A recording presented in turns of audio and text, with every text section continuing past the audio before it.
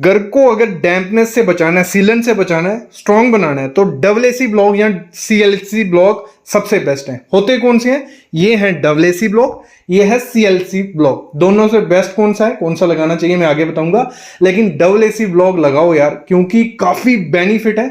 लोगों को दिक्कत क्या रहती है, क्रैक आती हैं, ये होता है वो होता है। आज इस वीडियो को देखो, सब चीजें क्लियर कर दूंगा, पैसे भी बचेंगे, घर स्ट्रांग भी बनेगा। पहले बात करता हूं सीएलसी ब्लॉक। ये सामने आप देख रहे हो, ये सीएलसी ब्लॉक है, अंदर से खाली रहता है।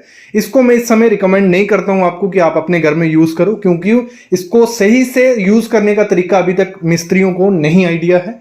और इसका बेनिफिट ये है कि लाइट वेट बहुत है, लेकिन कमजोर है काफी किससे, डब्ल्यूएसी ब्लॉक से। तो इस समय मैं रिकमेंड करता हूं डब्ल्यूएसी ब्लॉक यूज करो, लेकिन यूज कैसे करना है मैं बताता हूं पूरी डिटेल में। सबसे पहली चीज क्या करनी है, जब भी डब्ल्यूएसी ब्लॉक को लगाना है, बिना जो एडिजिव आता है, मोटार आता है, ठीक है, इसका केमिकल अलग से आता है, उसके बिना मत लगाओ। अगर उसके बिना लगाते हो तो वो सही से नहीं लगते हैं और निकलने के चांसेस, क्रैक आने के चांसेस हो जाते हैं। तो इनका मोटार बना बनाया आता है, मतलब सिर्फ क्या करना है, पानी मिक्स करना है और उसको लगा देना है। वो सेम खर्चा, लगभग सेम खर्चा पड़ जाता है मोटार के मुकाबले, और स्ट्रेंथ इसकी डबल हो जाती है। कंपनी का लेना है, लेकिन आपको जिंदल कंपनी का मिल जाएगा, एस्कोलाइट का मिल जाएगा, माइक लेटिग्रीड का मिल जाएगा, अल्ट्राटेक का फिक्सी ब्लॉक आता है, मैजिग्रीड का आता है, और भी काफी कंपनी है जिनका ये एडिजिव आता है।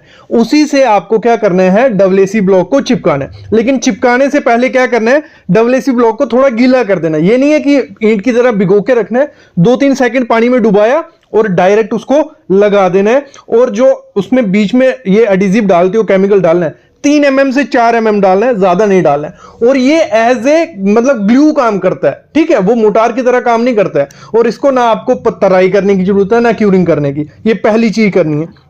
दूसरी चीज आपको क्या करनी है, जब भी डब्ल्यूएसी ब्लॉक यूज करने हैं तो उसको 3 से 4 फीट के बाद कंक्रीट बैंड देना पड़ता है। कंक्रीट बैंड क्या होगा, एक कंक्रीट की लेयर डाली जाती है, 5 इंच मोटा होता है, और जितना चौड़ा वो होगा, ठीक है, उतना वो रहेगा। तो उसमें आपको जो नीचे से क्रैक्स ऊपर आते हैं, वो क्रैक नहीं आएंगे आपके घर में। डब्ल्यूएसी ब्लॉक में सबसे ज्यादा चीजें क्या होती हैं, क्रैक्स आ जाते हैं, मैंने देखा है। लेकिन अगर आप क्या करोगे, ये कंक्रीट बैंड, इसमें आपको जरूरी नहीं है कोई ज्यादा सरिया डालना, स्ट्रेंथ के लिए नहीं डाल रहे हम, 10 mm का या 12 mm का सरिया डाल सकते हो, तो ये कंक्रीट बैंड देना दूसरा काम। तीसरा काम आप क्या करना है, जब भी आपको ये ऐसी मैसनरी करनी है, ये सामने जैसे हम सरिया देखने ना, मैं नहीं बोलता कि हर लेयर में निकालो, निकाल सकते हो अगर बजट का कोई इशू नहीं है। ये डोवेल्स जो रहते हैं, 8 mm के 2 सरिये लेने हैं या 1 सरिया लेना है, कॉलम में होल करना है और इसको 3 से कोई 2 फीट तक बाहर निकाल देना है, और डब्ल्यूएसी ब्लॉक में रहेगा। इससे क्या होगा, जो आपका कॉलम और डब्ल्यूएसी ब्लॉक का जो जॉइंट होता है वो मजबूत हो जाता है, वहां क्रैक्स के चांसेस देखे जाते हैं, वो क्रैक्स नहीं आएंगे। तो ये कर सकते हो, जरूरी नहीं है हर एक लेयर में करो। आप क्या कर सकते हो, 1-2 फीट के बाद, मतलब 2 लेयर लगा के ये सरिया दे दो, तो इससे और ज्यादा स्ट्रेंथ हो जाती है।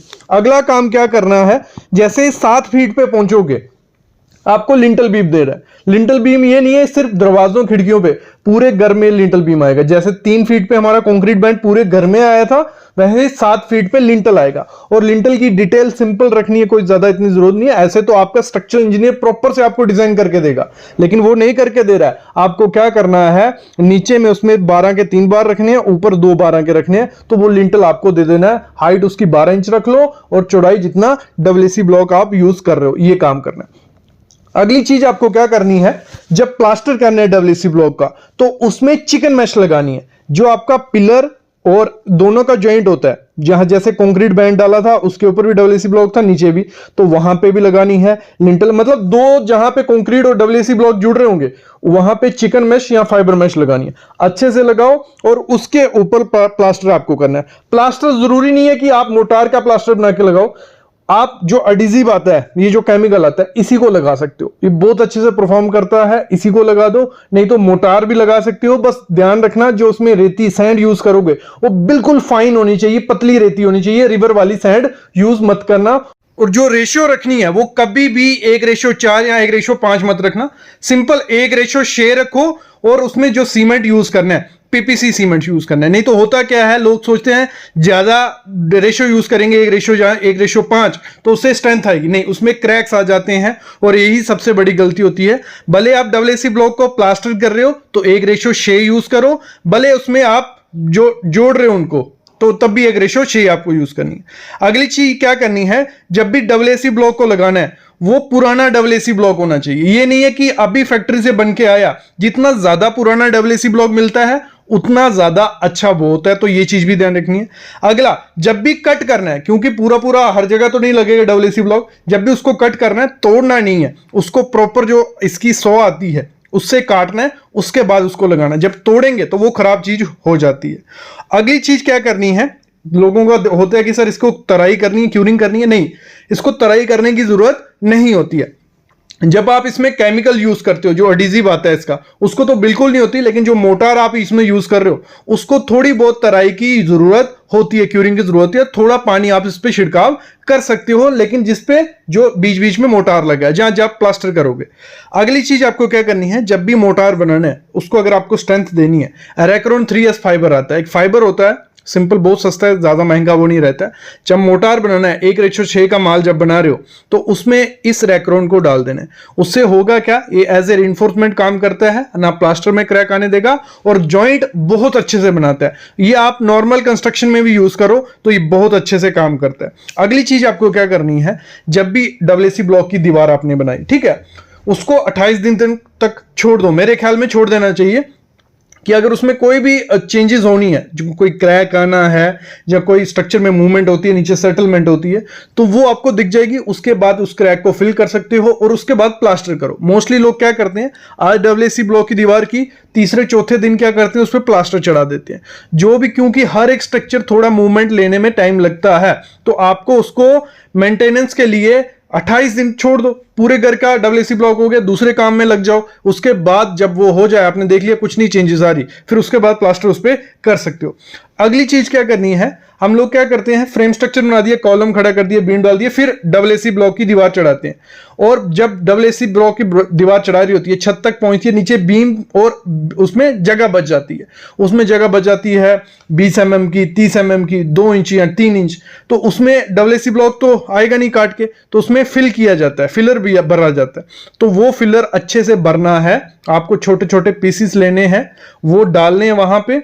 नहीं तो पीयू फोम आती है जो, तो मोस्टली बाहर कंट्रीज में वही पीयू फोम डाली जाती है। और ऐसा करना है 10 से 12 mm, उसको छोड़ देना है थोड़े दिन के लिए, मतलब 2 हफ्ते के लिए छोड़ दो।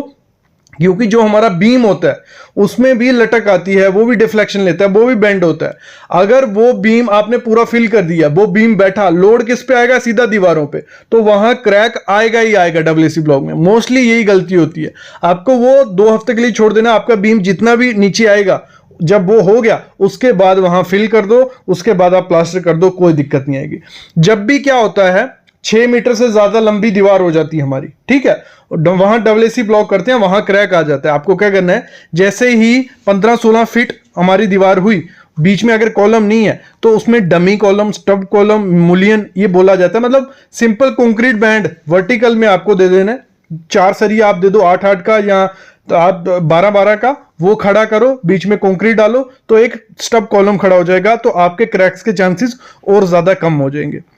डब्ल्यूसी ब्लॉक बहुत अच्छी चीज है, ना ही गर्मी ज्यादा रूम में करता है, ना ठंड ज्यादा करता है, इंसुलेशन के लिए परफेक्ट है। बस ध्यान देना पड़ता है, जब भी डब्ल्यूसी ब्लॉक के साथ काम करना है थोड़े प्रिकॉशंस आपको लेने पड़ेंगे। जब इसमें होल करना है, लगा लो हमारा सब कुछ रेडी हो गया, तो डायरेक्ट आप थोड़ा और कील लेके ईंट की तरह मार नहीं सकते। यहां पे आपको प्रॉपर होल करना है, प्रॉपर इसमें स्क्रू लगाना है, फिर उसके बाद ये सब चीजें होती हैं। और जब आपको डोर वगैरह लगाना है, ठीक है, फ्रेम आपको खड़ा करना है दरवाजे का, तो वहां पे अच्छे से उसके कटिंग करके फ्रेम के कब्जे डालने हैं और कंक्रीट अच्छे से करना है। तो इस तरीके से अगर आप डब्ल्यूसी ब्लॉक का मैसनरी करोगे तो आपका घर स्ट्रांग भी होगा और अच्छा भी रहेगा। बस ये चीजें थी, आई होप आपको आइडिया लग गया होगा क्या क्या ध्यान देना है जब भी डब्ल्यूसी ब्लॉक के साथ काम करना है।